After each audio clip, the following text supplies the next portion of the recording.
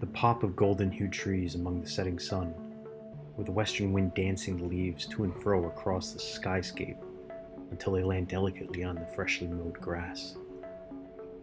It's enough to drive the most unassuming of suburban homeowners insane. Autumn is a time of renewal. It begs for us all to slow down and remember the cold of winter is knocking at the door. Reminder that permanence is not such a thing. All that comes shall too come to pass.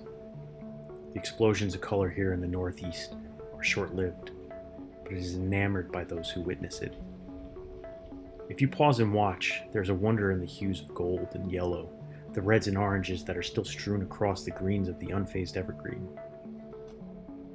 That is until they fall to the earth like a preseason snow, and we bask in the beauty of the simplistic reminder that nothing lasts forever. It's also a reminder it's time to get outside, to enjoy the last of the warm sun. The bitterness has grasped the oaks and the sycamores around me. It reminds me of the solitude and peace I feel in the mountains and woods. I must go. In some primal calling, I grab my gear. I know what I want to use. I have notes upon notes of what worked when and where. I must be prepared, but be flexible. For we may be creatures of habit as humans, but not all that graces the earth follows our natural tendencies.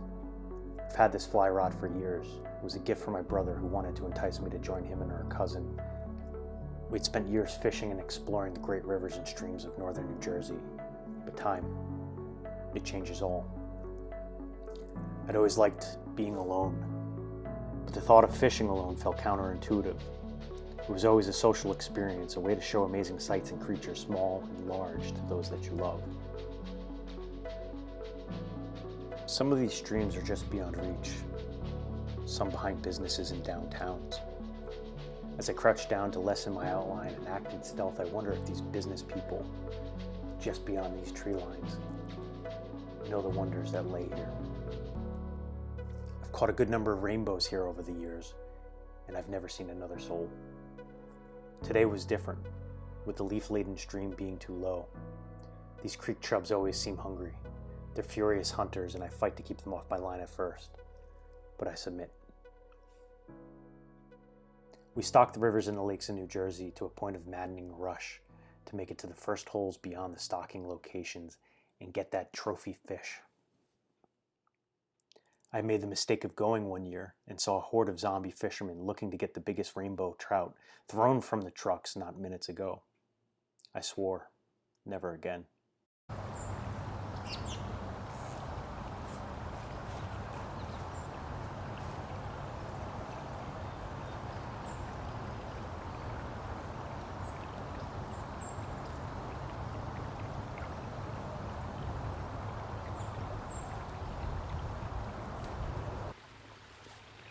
I made it to my favorite stream.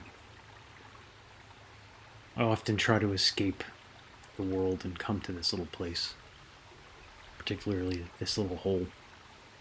Brought many family members here over the years to experience the beauty of these brook trout that live here. The brook trout is the only native New Jersey trout species and is by far the most beautiful that you'll ever see.